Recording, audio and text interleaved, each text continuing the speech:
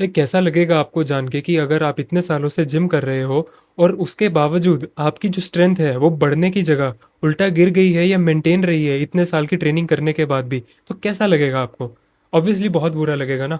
ऐसे ही कुछ मेरे साथ हुआ। मैंने 2019 के अंदर बेंच प्रेस का कंपटीशन जीता था। मैं थर्ड प्लेस पे आया था for lifting 100 kilos in bench press. उसके बाद काफी टाइम तक बेंच प्रेस को रखा था अपने स्केड्यूल के अंदर। आई रिमेंबर 2020 के अंदर जब लॉकडाउन लग गया था, जब उसके बाद से मैंने वापस स्ट्रेंथ ट्रेनिंग करनी शुरू करी थी, तो काफ़ी टाइम तक मुझे इंजरीज आ रही थी, थोड़ी बहुत शोल्डर इंजरी, बैक इंजरी। तो मैंने क्या किया कि थोड़ा बहुत वर्कआउट के अंदर वो एक्सरसाइजेस को अलग करना शुरू कर दिया, एक्सरसाइज सिलेक्शन को थोड़ा अलग करना शुरू कर दिया, उसके साथ में डंबल्स को और मशीन्स को ज़्यादा ऐड करना शुरू कर दिया। ये चीज़ करनी चाहिए थी सिर्फ इंजरी ठीक होने तक, पर मैंने ऐसा नहीं किया। अनफॉर्चुनेटली उस टाइम पे साइंस बेस्ड एरा चल रहा था और नया नया long lengthen partials and science based content चल रहा था सोशल मीडिया के ऊपर, और मैं भी उसके अंदर फंस गया। अब इंजरी ठीक करने के बजाय मैं ऑप्टिमल वर्कआउट करने की तरफ जाने लगा कि यार अब ऑप्टिमाइजेशन देखते हैं, साइंस बेस्ड वर्कआउट देखते हैं, और आपको पता है, जब मैं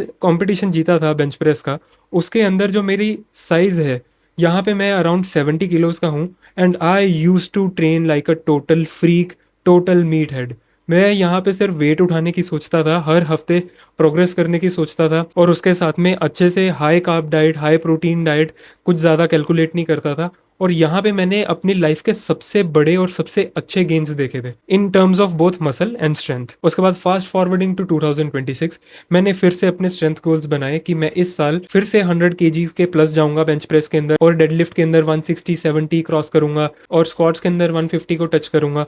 पर जब मैंने फिर से हैवी लिफ्टिंग शुरू करी, वो इंजरीज जहाँ पहले हुई थी वहाँ दोबारा पेन आने लगी, और मैंने देखा जो मैं पहले वेट लिफ्ट कर पा रहा था, मैं उतना अच्छा वेट नहीं लिफ्ट कर पा रहा। मेरे में उतनी भी स्ट्रेंथ नहीं बची है। एंड यू नो व्हाट, आप इसे ब्रो साइंस कह लो या कुछ भी कह लो, अगर आप 100 kg बेंच प्रेस लगाते हो ना, तो वो दिखता है आपकी बॉडी पे, और अगर आप 100 kg से प्लस जाते हो, वो भी दिखता है आपकी बॉडी में। तो कहीं ना कहीं स्ट्रेंथ स्टैंडर्ड्स जो हैं एज ए नेचुरल एथलीट आपको नहीं छोड़ने चाहिए। ये बहुत बड़ी मिस्टेक है जो मैंने एक्सपीरियंस के साथ में सीखा है। बट अभी भी साइंस बेस्ड क्रिएटर्स जो हैं वो रुके नहीं हैं। इनके अपने साइंस बेस्ड जिम हैं जहाँ पे इन्होंने डेक्सा स्कैन तक लगा रखा है। भाई ये बहुत महंगा होता है, और ये सब, और आप, आपको पता है, आप ये सब चीज़ें देख के ना सिर्फ ये सोचते हो कि यार इतना कुछ करना पड़ेगा एक अच्छी फिजिक बनाने के लिए, बट एक्चुअल में ये बहुत बड़ा धोखा है। क्योंकि देखो, कंटेंट जो है ना, कंटेंट क्रिएशन चीज़ ही ऐसी है। रियल प्रोग्रेस बोरिंग होती है। रियल एक्सरसाइजेस रिपीटेडली करना, उसके अंदर डिकेड्स एंड डिकेड, सालों साल तक उसके अंदर प्रोग्रेस करना बोरिंग होता है। एक ही चीज़ को बार बार करना भी बोरिंग होता है। इसीलिए अगर मैं एक ही चीज़ पे कंटेंट बनाता रहूँ, जो कि मैं बनाता रहूँगा क्योंकि मैं अपने रूट्स के साथ में जुड़ा हूँ, कि आपको कंपाउंड्स करने चाहिए, आपको स्ट्रेंथ पे वर्क करना चाहिए, तो एक टाइम के बाद क्या होगा कि मैं एक चीज़ को रिपीट करना शुरू कर दूंगा। बट ऐसा साइंस बेस्ड कम्युनिटी नहीं चाहती है।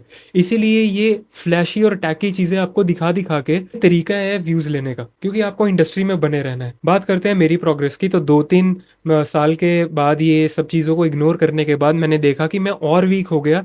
और इंस्टेड अगर मैं इन चीज़ों को करता रहता, अपनी इंजरीज को सही करता, तो वो ज़्यादा बेनिफिशियल होता रेदर देन कि उन चीज़ों को छोड़ देना और optimal workout, body building workout के पीछे भागना। तो जो भी लोग कहते हैं ना कि यार अगर आप जिम में आ रहे हो, इंजरी फ्री रहना चाहते हो, तो आप बॉडी बिल्डिंग वर्कआउट करो, टिपिकल हाइपरट्रफी वर्कआउट करो, ये सब खुद भी कमज़ोर हैं और आपको भी कमज़ोर ही रखेंगे। क्योंकि देखो, ये जो मूवमेंट्स हैं, squats, bench press, deadlift, overhead presses, आप बॉडी वेट पुलअप्स करते हो, आप वेटेड पुलअप्स करोगे, उसके बाद डिप्स, रिंग डिप्स या कोई भी डिप्स। रिंग डिप्स देखो एडवांस वर्जन है सिंपल वाले डिप्स का। अगर आप ये कर लेते हो बॉडी वेट, आप, मैं कहता हूँ, आप इलीट लेवल पे हो। बट ये चीजें जो है ना, ये सिर्फ वेट उठाना नहीं है, ये बेसिक ह्यूमन का एक मूवमेंट पैटर्न है जिसको आप ट्रेन कर रहे हो। उठना और बैठना, जमीन से डेड वेट को पिक करना, ओवरहेड प्रेसिंग करना, ये सब चीज़ें जो है, ये, और अपनी बॉडी वेट को मास्टर करना, ये सब चीज़ें जो है ना, ये एक बेसिक ह्यूमन पैटर्न है। अगर आप इसके अंदर बहुत अच्छे से वर्कआउट करते हो, इसके अंदर प्रोग्रेस करते हो, सालों साल तक प्रोग्रेस आप इसके अंदर कर सकते हो, तो आप देखोगे कि आप जो है, आप नॉर्मल नहीं दिखोगे। लोग देखेंगे कि आप लिफ्ट करते हो वेट को, आप स्ट्रांग भी हो। और आप जिम क्या कर रहे हो, सिर्फ एक मशीन के अंदर आप 50-50 ईच साइड डाल के आप महानता पेश करना चाहते हो अपनी। आप यही वेट बारबल में डालो, आप पिस जाओगे उसके नीचे। तो ये चीज को कभी भी नहीं करना है। अपने बेसिक्स को, अपने रूट्स को कभी भी नहीं छोड़ना है। क्या ये मूवमेंट्स मुश्किल है? हाँ, डेफिनेटली मुश्किल है। पर क्या इस चीज का इलाज इन्हें छोड़ना है? नहीं, इन्हें ट्रेन करिए। और सबसे बेटर तरीका यही है कि आप पहले बेसिक मूवमेंट्स को करो, उसके बाद आप जो थोड़ा बहुत टाइम बचता है उसके अंदर आप केबल्स या हाइपरट्रफी वर्क करो। इस तरीके से आप सब कुछ कवर कर लोगे अपने प्रोग्राम के अंदर। तो लास्ट में एक इंजरी का मिथ मैं कवर करना चाहता हूँ कि क्या इन सब चीज़ों को करके इंजरी आती है? हाँ, डेफिनेटली इंजरी आ सकती है।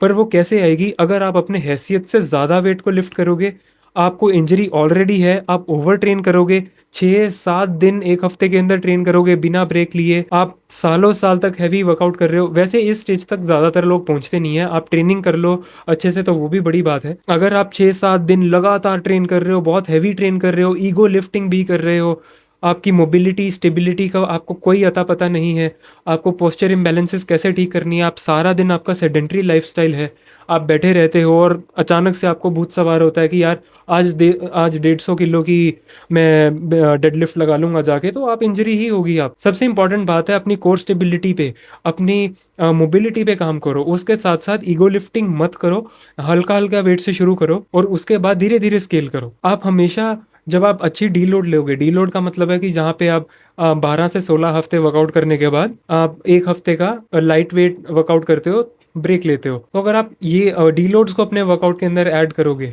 आप 3 या 4 दिन ही हैवी स्ट्रेंथ ट्रेनिंग रखोगे और बाकी के 3-4 दिन आप लाइट वेट और मे बी कार्डियो या रिकवरी रखोगे।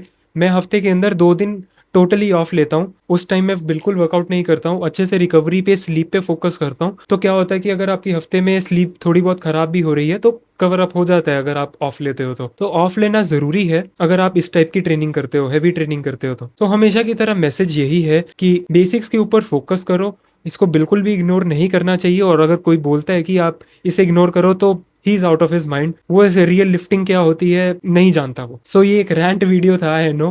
That's that for this video. मिलते हैं अपने नेक्स्ट वीडियो में। Bye bye.